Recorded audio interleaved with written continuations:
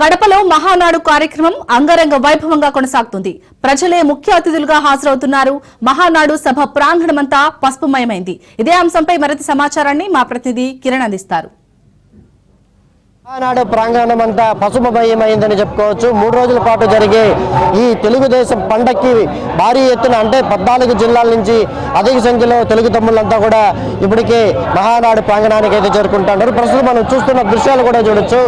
ఇదే మహానాడు యొక్క మహద్వారం కూడా. ఈ మహద్వారం గుండానే ప్రతి ఒక్కరూ కూడా లోపలికి వెళ్లాల్సి ఉంటుంది. అయితే పూర్తి స్థాయిలో టీడీపీ క్యాడర్ మొత్తం కూడా అన్ని ఏర్పాట్లు క్షుణ్ణంగా భోజనాల విషయం కాడి నుంచి అదేవిధంగా విఐపీలు వివిఐపీలు ఎమ్మెల్యేలు మంత్రులు అన్ని వాళ్ళందరికీ ఒక పార్కింగ్ విషయంలో కావచ్చు అదేవిధంగా పూర్తి స్థాయిలో ఎటువంటి ఇబ్బందులు కలగకుండా ఉండేందుకు ఇప్పటికే టీడీపీ క్యాడర్ అంతా ముందుండి చూసుకుందనే చెప్పుకోవచ్చు.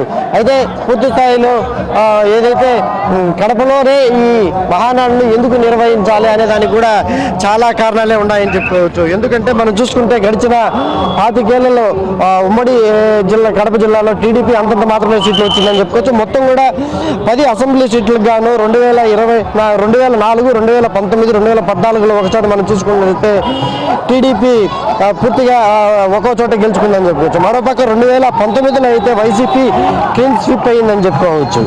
అయితే 2024లో సీన్ మొత్తం కూడా రివర్స్ అయిందని చెప్పుకోవచ్చు. టీడీపీకి 5, బీజేపీకి 1, జనసేనకి 1 దక్కించుకుంది. దీంతో ఒక్కసారిగా టీడీపీ అధినాయకత్వం మొత్తం జోష్ పూర్తిగా పెరిగిందని చెప్పవచ్చు. అందుకనే పూర్తి స్థాయిలో కడపలోనే ఈ మహానాడు నిర్వహించాలని చెప్పేసి పూర్తి స్థాయిలో యువనాయకుడు లోకేష్ దీన్ని ఇక్కడ నిర్వహించాలనేది కూడా మనకు పూర్తి స్థాయిలో సమాచారం ఉంటుంది. ఏదైనప్పటికీ ముఖ్యంగా ఏదైతే మా ప్రాంగణానికి అతి సమీపంలో ఉన్న ఈ సభా ప్రాంగణానికి పక్కనే మొత్తం 30 ఎకరాలలో కూడా ఈ పార్కింగ్ని ఏర్పాటు చేసినట్టు కూడా మనకు తెలుస్తుంది. మనం చూస్తున్న దృశ్యాలు కూడా చూడొచ్చు.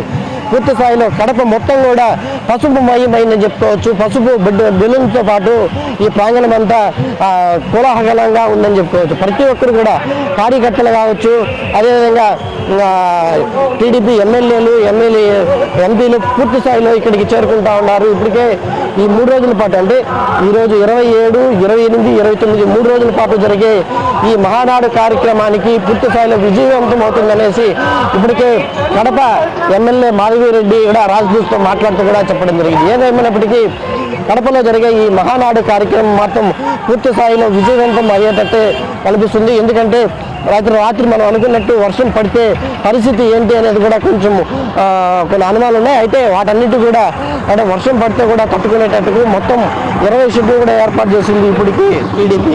మనం చూస్తున్న దృశ్యాలు చూడవచ్చు. ముఖ్యంగా ఏదైతే మొత్తం కూడా పూర్తి స్థాయిలో కడప పబ్బాపురం చుట్టుపక్కల ప్రాంతం అంతా పసుపు జెండాలతో పసుపు బెలూన్తో మాత్రం కలకలలాడుతుందనే చెప్పుకోవచ్చు. ఏదేమైనప్పటికీ ఈ మహానాడు మాత్రం పూర్తి స్థాయిలో విజయవంతము అవ్వాలనేసి ఇప్పటికే టీడీపీ కార్యకర్తలు అదేవిధంగా టీడీపీ క్యాడర్ అంతా కూడా చూస్తుంది. ముఖ్యంగా కడప ఎమ్మెల్యే మాధవిరెడ్డి ఆధ్వర్యంలో ఇక్కడ భోజన కార్యక్రమాలు కూడా పూర్తి స్థాయిలో అందరూ అంటే ఇప్పుడు ఎక్కడా చేయనటువంటి ఈ ఎంతమంది అయినా రావచ్చు. కనీసం 5 లక్షల మందికి పైగా ఈ మహానాడికి వస్తారనే ఒక అంచనా ఉంది.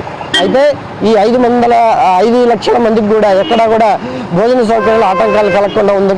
ఇప్పటికే పూర్తి స్థాయిలో నాన్ వెజిటేరియన్తో పాటు అన్ని రకాల అంటే నార్త్ ఇండియన్ కావచ్చు సౌత్ ఇండియన్ కావచ్చు ఇట్లా పూర్తి స్థాయిలో ఎన్ని రకాల వంటకాలు ఉన్నాయి అన్ని వంటకాలు ఈ మహానాడులో ఉంటాయని చెప్పేసి కూడా ఇప్పటికీ కడప ఎమ్మెల్యే మాధవిరెడ్డి గారు అయితే చెప్పడం జరిగింది. అయితే ఏదేమైనప్పటికీ ఇది మాత్రం మహానాడులో ఒక కీలక ఘట్టం అని చెప్పుకోవచ్చు. అయితే 3 రోజుల పాటు జరిగే ఈ మహానాడు కార్యక్రమంలో ఇంకా ఆ నాయకులంతా ఒక్కొక్కరు చూస్తున్నారు. తర్వాత ముఖ్యమంత్రి చంద్రబాబు నాయుడు అదేవిధంగా లోకేష్ కూడా మాట్లాడే అవకాశం ఉంది.